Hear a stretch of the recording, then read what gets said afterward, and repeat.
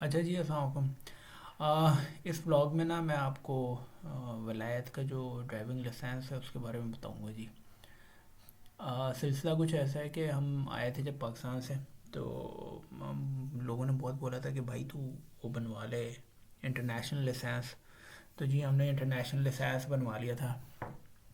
अब हमें क्या पता था कि वो लाइसेंस होता है, ये लाइसेंस है। यहाँ पे बड़ा इसका सिलसिला मुख्तलिफ है। तो हुआ ये कि हमें जब सारी कहानी पता चली तो हमने कहा कि अच्छा जी अब बिस्मिल्लाह करते हैं कि क्या सीन है यहाँ पे। मेरे पास पाकिस्तान का जो लाइसेंस था वो तो 1 साल के लिए वैलिड है।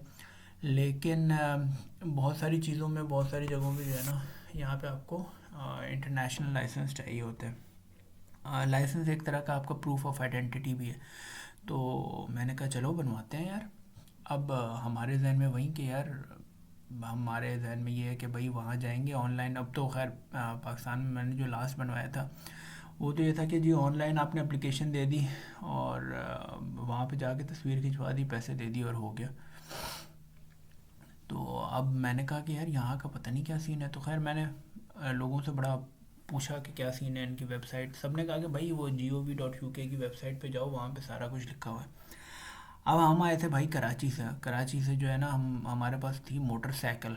ठीक है, हम तो मोटरसाइकिल के आदी। हमने कहा कि यार यहाँ पे गाड़ी का क्या सीन है, कैसे क्या है। लेकिन खैर हमने कहा कि यार बनवाते हैं। अब मोटरसाइकिल के लिए मैं देखने गया लाइसेंस कि कौन सा बनवाना है, तो वो जी नई कहानी। उसमें जो है ना,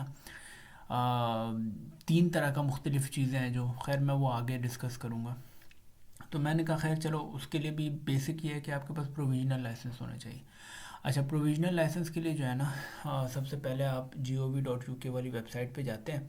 तो उस वो कुछ इस तरह का जो है ना पोर्टल खुलता है। अब उस पोर्टल में जो है ना आपके पास इसमें लिखा हुआ है कि आपने यहाँ पे आपके पास है कि check if you are allowed to drive. फिर आप गेट अ प्रोविजनल लाइसेंस। जब आप प्रोविजनल लाइसेंस के ऊपर अप्लाई करते हैं तो you can apply for your first provisional licence for 34 to 43 pounds depending on different circumstances you are in. अच्छा जी, तो खैर हमने तो देखा, हमने कहा कि यार ये 30-35 पाउंड के लिए है। चलो ठीक है, मैंने कहा ठीक है। अब वो मैंने जब अप्लाई करना शुरू किया, जब आप इसको यहाँ पे आप जाते हैं तो आपके पास इसमें जो है ना डिटेल में सारी चीज़ें लिखी हुई हैं। आप यहाँ पे you just go and start now, that's how you do. अच्छा जी, नाउ इसमें जो जो आपके पास लिखा हुआ आ रहा है ना, you just follow this authentication. फिर आप एप्लीकेशन देते हैं, फिर समरी होती है, payment and confirmation. It's a very straightforward process, you don't have to very much. ठीक है। जब आप ये एप्लीकेशन दे देते हैं, सारी चीज़ें समरी, एप्लीकेशन समरी और पेमेंट वगैरह सारी चीज़ें कर देते हैं, तो फिर आपके पास जो है ना कंफर्मेशन ईमेल आती है। वो कंफर्मेशन ईमेल में जो है ना आपको एप्लीकेशन रेफरेंस नंबर होता है। और वो कहते हैं कि जी आपने आपके पास जो है ना, हम कुछ और डॉक्यूमेंट्स भेजेंगे क्योंकि हम पे हमें जो है ना आपके ऊपर बिल्कुल भी भरोसा नहीं है। आप जो है आप जो है ना हमारी विश्वास की किताब से बाहर हैं। तो आप जो है ना हमारे लिए नए सिलसिले से ना अपने आप को प्रूव करें। हमने कहा ठीक है। अच्छा जी, उसके बाद उन्होंने ये वाला जो आपके पास पेज नज़र आ रहा है ना, ये मेरे मुझे भेजा। अब ये इसका फ्रंट पेज है और ये बैक पेज है। अब इसमें 2-3 चीज़ें हैं जो काम की हैं। ये पहले प्रोसेस इस तरह का नहीं था, लेकिन ये जुलाई के बाद से इन्होंने थोड़ा सा चेंज किया।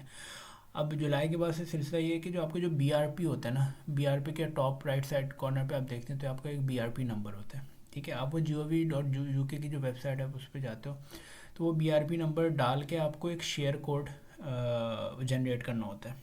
ठीक है।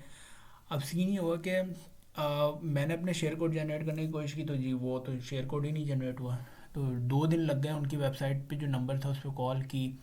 एक तो हमें इंतज़ार की आदत नहीं है, 1-1 घंटा इंतज़ार करवाते हैं ये लोग। उसके बाद फिर जो है उन्होंने कहा कि नहीं जी, वो बड़ी अच्छी अंग्रेज़ी में बंदा बोलता है कि भाई हमारी लाइंस जो है ना बहुत बिज़ी हैं और आपकी जो है नंबर आते आते जो है ना आप बहुत बहुत बुढ़े हो जाएंगे। तो खैर 1 घंटे बाद हमने फिर फ़ोन बंद कर दिए। 2 बार ऐसे ही सीन हुआ। फिर मैंने कहा यार अब क्या करूँ, शेयर कोड तो जनरेट हो नहीं रहा था। फिर जब आप आपके पास जो दूसरा ऑप्शन है ना, इसमें जो है ना तीन तीन इस जो एप्लीकेशन फॉर्म जो उन्होंने मुझे भेजा ना, अच्छा ये एक बात ध्यान में रखना कि ये जो है ना जो आपकी जो एड्रेस आप लिखते हो ना उसी एड्रेस पे आता है। सो जस्ट मेक श्योर कि वो एड्रेस को आप मतलब वैलिड हो और आप उसको चेक करते रहो, वो एक हफ्ते के अंदर अंदर ये भेज देते हैं। तो जी उसमें जो है ना उन्होंने पहली चीज़ ये थी कि either you have to prove your proof of identity.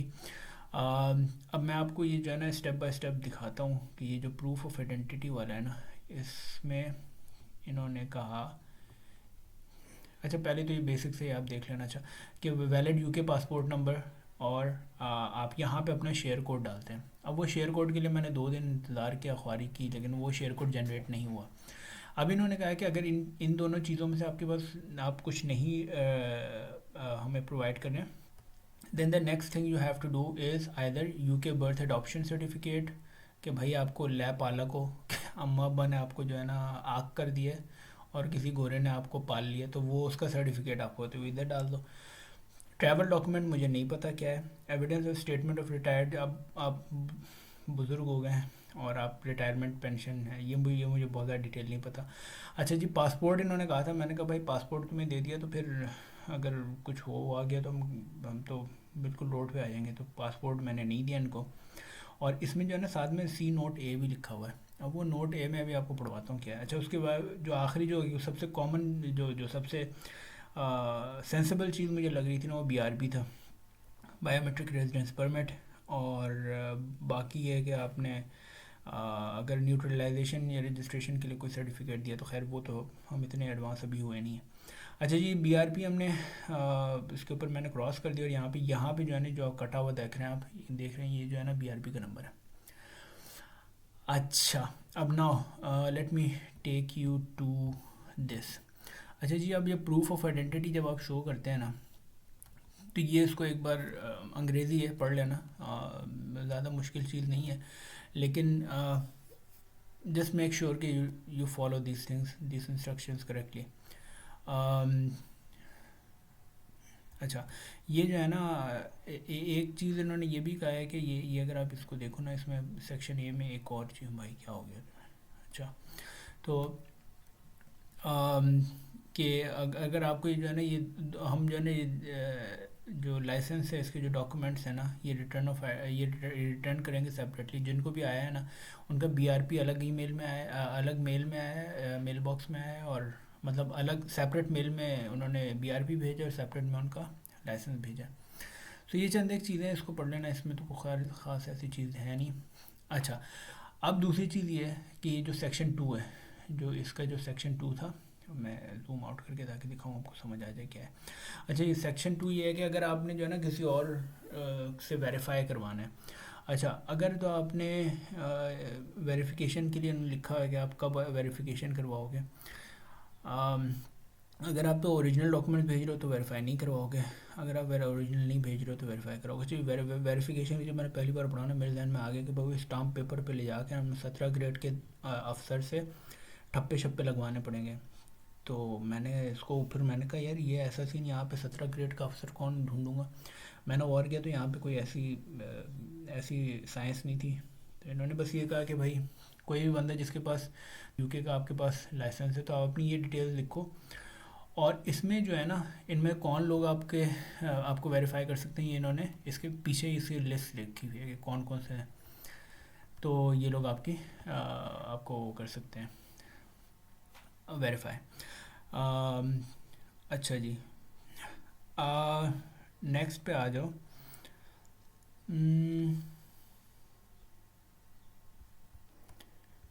Okay कहीं खाली चीज़ तो मैंने नहीं भेज दी।